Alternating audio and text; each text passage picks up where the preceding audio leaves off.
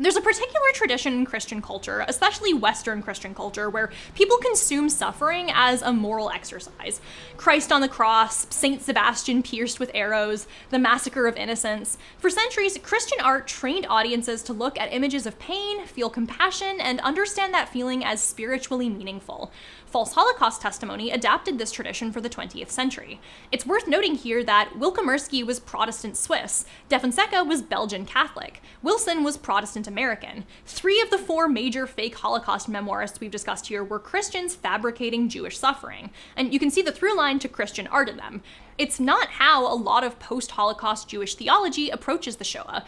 Obviously, you can't completely generalize with something like this, but you're much more likely to see Jewish writers like Emil Fackenheim, Emanuel Levinas, and Richard Rubinstein talk about things like rupture, God's absence, the failure of theodicy, or even putting God on trial. Like, Levinas literally wrote an essay called Useless Suffering, where he argues that trying to give misery spiritual meaning is a kind of violence against the sufferer. The through line here is suffering that resists meaning rather than guarantees it. The fake memoirs, though, delivered the Holocaust as Christian audiences wanted to receive it. Suffering that meant something and that left you feeling morally improved for having witnessed it. It's the passion. It's Mel Gibson, not Mel Brooks.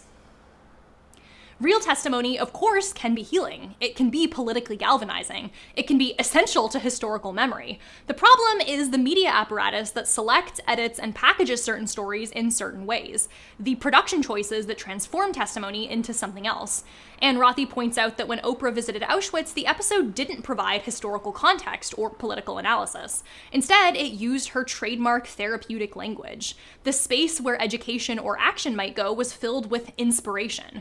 Once again, audiences were invited to feel, not to think or act. Rothy argues that the Holocaust was adopted into American national memory because it could be unethically appropriated as an exculpatory screen memory to evade responsibility for the crimes perpetrated throughout American history. Reading sad yet inspirational stories about the Holocaust lets American audiences feel virtuous without thinking about slavery or Jim Crow or America's role in the Holocaust or anything that might actually emotionally confront them. The genocide happened over there, perpetrated by them. Our role is to feel appropriately moved and say never again without having to specify what exactly we're preventing or how or whether it might be happening right now somewhere we'd rather not look. The Holocaust becomes a uniquely horrible thing that happened once to other people far away in the past rather than a warning about what is possible under specific, recognizable, repeatable conditions. The misery memoir boom inherited this worldview wholesale.